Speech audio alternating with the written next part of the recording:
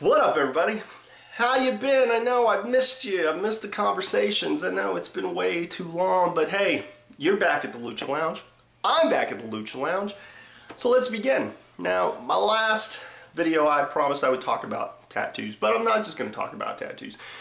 I'm also going to recap what's been going on with me and also answer some of your questions. So let's begin. Let's get started. I like tattoos. Obviously, I've got 6 of them total. Now, I'm only going to talk about the 3 that you can see. I've got 3 more, and I'll talk about those as time goes on, you know, in other videos. But I'm going to talk about the 3 that you can see right now. So let's cover the first one. You see this one? Now, yeah, let's get a decent shot of that. I was in Austin, Texas. I was in college. Money was tight. I'd always wanted tattoos. Obviously, if I had more money, I'd get more. But at the time, money was tight, college student and whatnot. And a friend of mine, she was like, "What do you want for your birthday?" Because it was around my birthday. I was like, "I'd really like a tattoo." So we went to Notorious Ed's up in Austin, and really didn't have an idea, and really that's become the theme of most of my tattoos. I don't really know what I'm going to get when I go get one. I just know I want one. And if something catches my eye, I'm like, okay, let's do this, combine this, so on and so forth. And that's really how the first tattoo came about. I looked at some symbols, kanji symbols, and found this one. And it meant magical and demon, and the friends that were with me were like, "Ah, demon, that really suits you." And big laugh and whatnot. But then so I was like, "Oh yeah, that'd be cool," something like that. Nothing too huge. And then I saw these 2 side symbols actually bordering something else, and they're kind of skewed a little bit off. And there was like a heart in the middle. So I asked the tattoo guy, "Hey, can we just take these 2 and put this in the middle and kind of, you know, even them out?" And the guy was cool. And so that's really the first. I liked what the symbol said, and because I kind of like the artwork. And a few years later, I was in the service. So I was in Illinois, Great Lakes, and we'd gone to Chicago, I believe, and found a tattoo place while we were on. So now I'm talking about this one. And at first, we went to a place, and a friend of mine got a tattoo, and I had some money, so I was like, why not get a tattoo? I wanted to get something for this side so that I'd be a little even. I'd had this one long enough. So, really, what the first tattoo I got for here, because I've gone to like 4 different guys, but the first one was really just a symbol, which means warrior, and my middle name. I don't know if you can get a really good look, but there you go. And I got a little sun that surrounded it. Nothing too big, you know, just a little black tribal sun. And I thought that was kind of cool. But over the years, I wanted to make it bigger. Obviously, I wanted to build upon it. So the first thing I did was went to another place, and I got the sun. I got a big black sun, and it drew it out. And then I was like, well, man, I want to get some color to it. So I got the flames that you see. And while I got the flames, I was in Austin again, and I got, you know, the clouds and the rays, and so, you know, all of that. And as you can see, I mean, it's, you know, not a bad sized tattoo. I mean, it covers. And then finally, I got some color added to it. I know you can't really catch that, but I mean, there's some blues and such, and you know, just brought out a little bit more color to it. I honestly, right around my 10-year, I thought about getting stars. I've actually priced those. I wanted to get a star for every year that I've been wrestling. So I would get, you know, 10. And I wanted to get it, you know, just around. Kind of, I don't know if I wanted to get a border or blacken it out, because obviously I'm going to probably add, you know, now it's 11.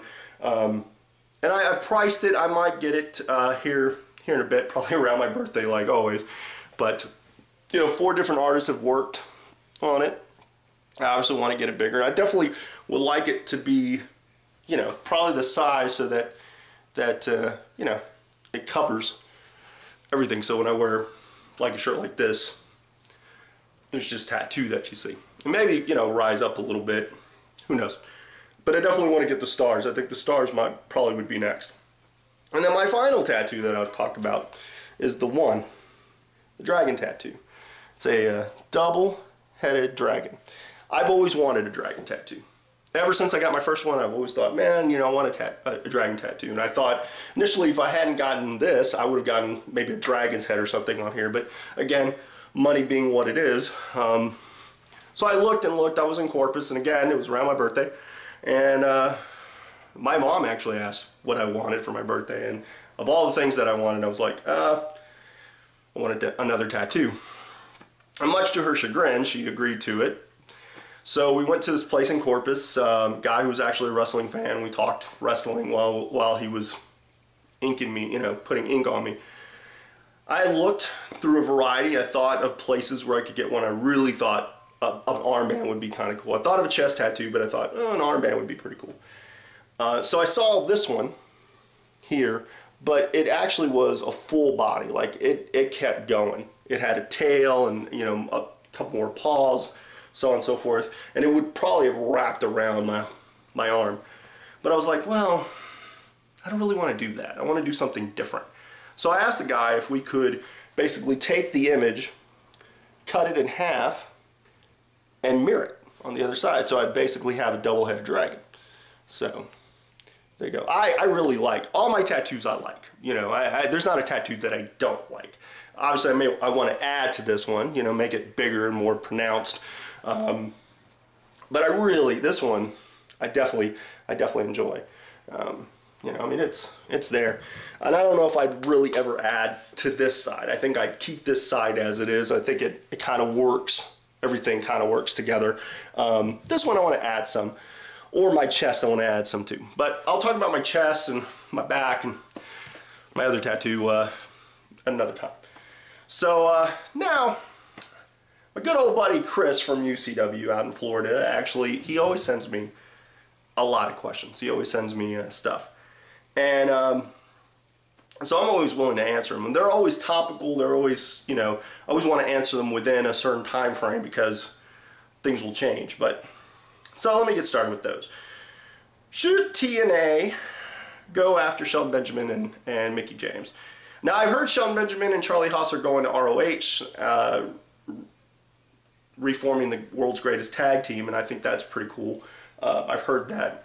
But definitely, I think Shelton Benjamin, they should go after Shelton. And they should go after Charlie Haas. I think if you got the world's greatest tag team in one of the ultimate tag team divisions, it'd be a pretty solid thing. But Shelton, I mean, obviously he could definitely fill in any division, whether it be X division or television or world. Maybe not so much the world, but I could see him definitely, you know, upper mid card. And who knows, man? His mic skills, he gets some comfortability with that. He could definitely become a player, definitely at TNA, because TNA tends to push the WWE guys as soon as they appear or as soon as they show up. Mickie James, same thing. I think she could do wonders for the knockout division. She's a great, you know, solid female worker, you know, solid worker in general. You know, she's definitely had a WrestleMania moments, held titles and such. So, you know, hey, and next question. Has WWE run its course with Nexus? I don't think so. Those guys have T-shirts. They're in a high-profile match at SummerSlam, and they keep talking about the bigger picture, that they're part of this ingenious plan. And I've liked the Nexus run so far. I mean, obviously, you know, when Danielson got let go, I mean, that could have put a chink in their deal, but they've been a pretty solid group. I think realistically, to me, they are what the Alliance Invasion should have been as far as just their impact and seemingly having this ability to run roughshod over everyone in WWE and making WWE, you know, forcing guys within WWE to create allegiances and alliances and whatnot. And I like it. I like all the guys. I think for the most part, they do a pretty solid job.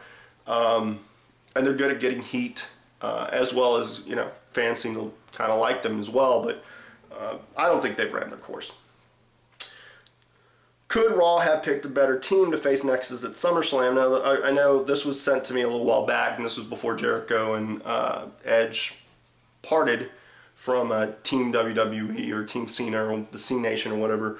I liked the team only because, you know, who would you throw in? Would you, you know, and really who are they going to throw in? They're going to throw in The Miz. He doesn't really have anything going on. I mean, minus cashing in the Money in the Bank, but I don't think, I think he could potentially be somebody, and he's got issues with everyone. Same thing with Ted DiBiase Jr. I think he could be a solid guy to have out there.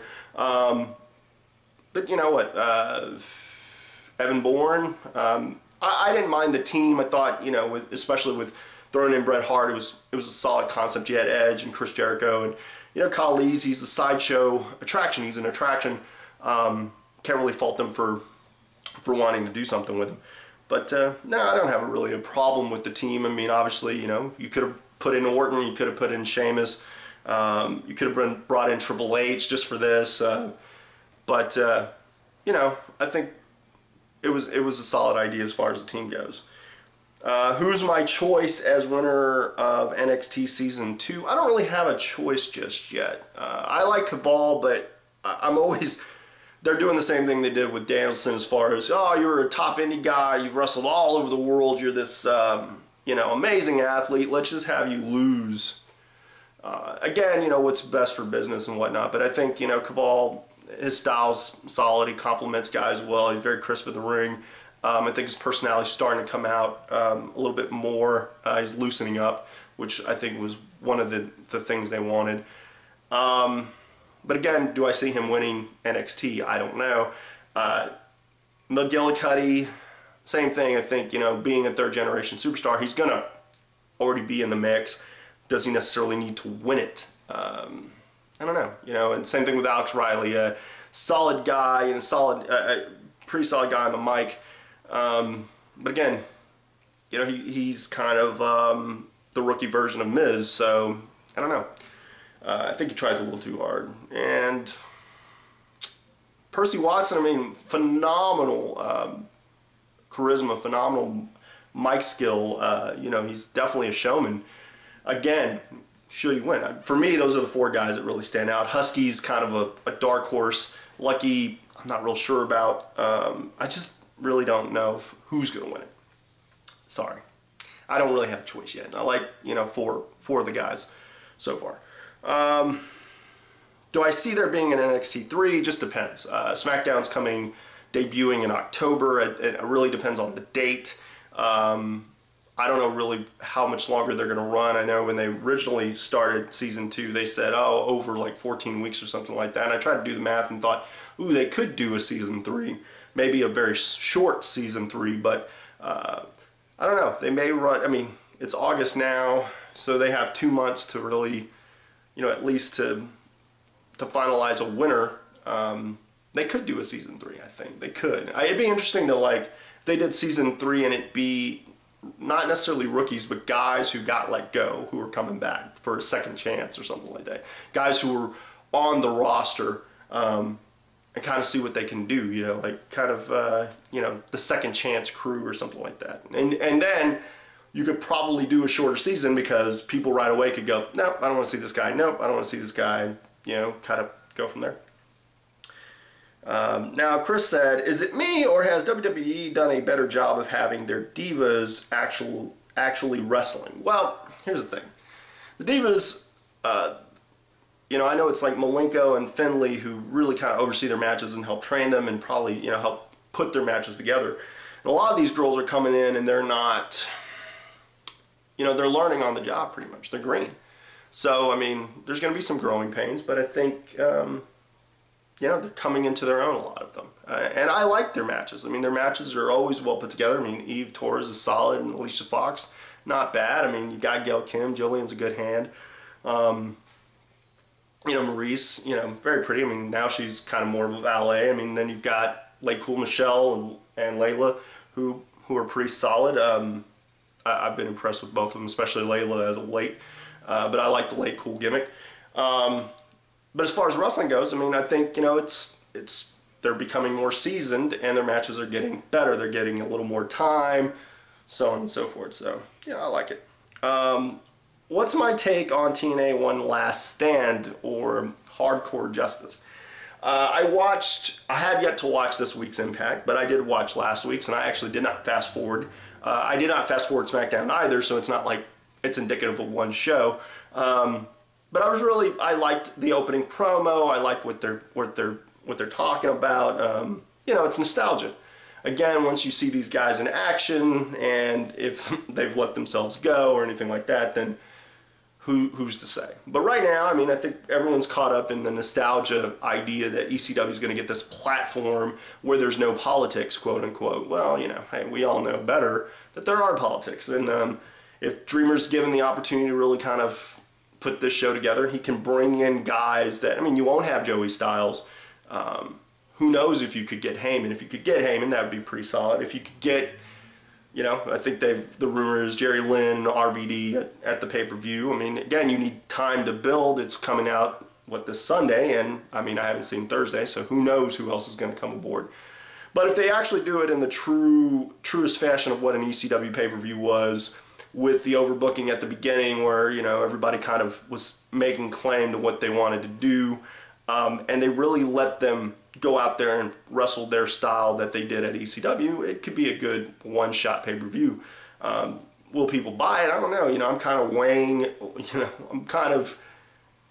do I want to see it? It just really depends on what this week what they bring this week. But I like the concept, especially if it is a true, they're going to allow these guys to really do what they want to do, and they're letting them do it.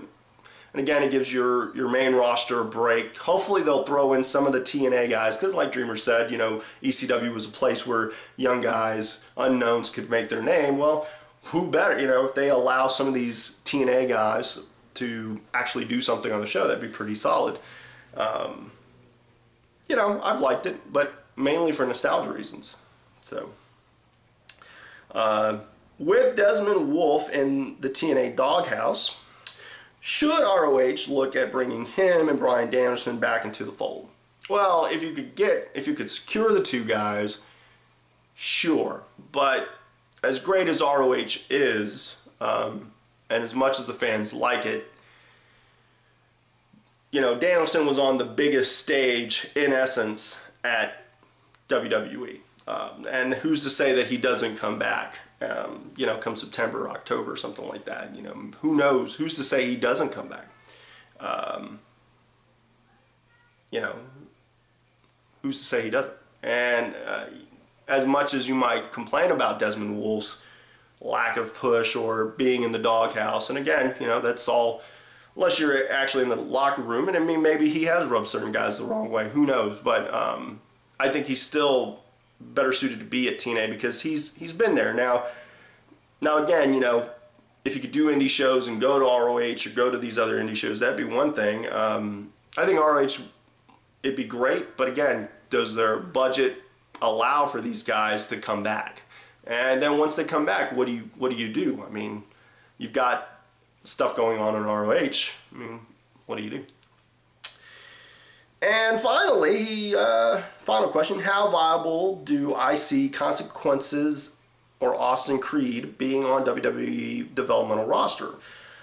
If he lives in Florida and he gets invited and they see him, I don't know about viable, and I really don't know what, they've got I don't want to say pretty solid roster because I don't see a lot of FCW, but, maybe he could get signed, he could get a look. As far as getting pushed to, I don't know. I mean, I don't know.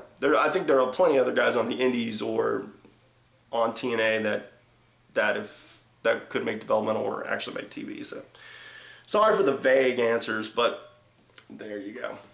As far as recap what's been going on with me, July, kind of a rough month as far as, wrestling goes.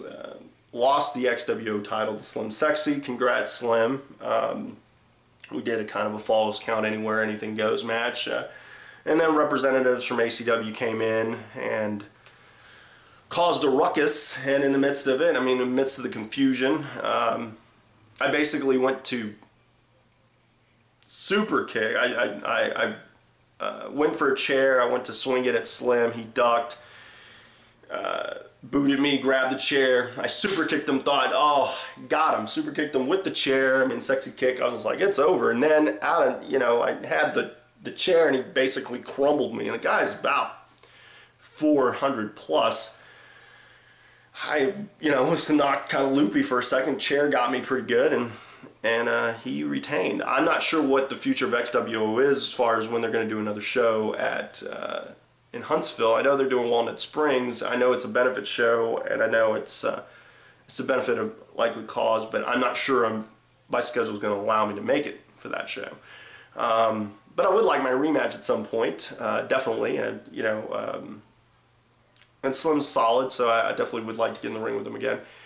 That was the 17th. The 24th, I was in Austin, Texas, and TCW had their Independence Brawl, and I was excited at first. I was told when we arrived that me and A Sensation would be teaming up, and I thought, wow, you know, we teamed up in the past, and it reaped some benefits and reaped some rewards, and I was like, wow, that'd be pretty cool.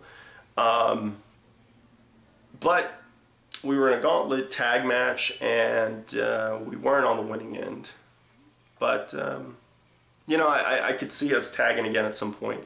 But there were some technical difficulties with music and such, so we didn't really get to come out to either of our themes. We came out to some random music, and I don't know. You know, it's just one of those things where I just kind of threw us off. But, you know, we tried to make the best of it and really try to entertain the crowd more than anything.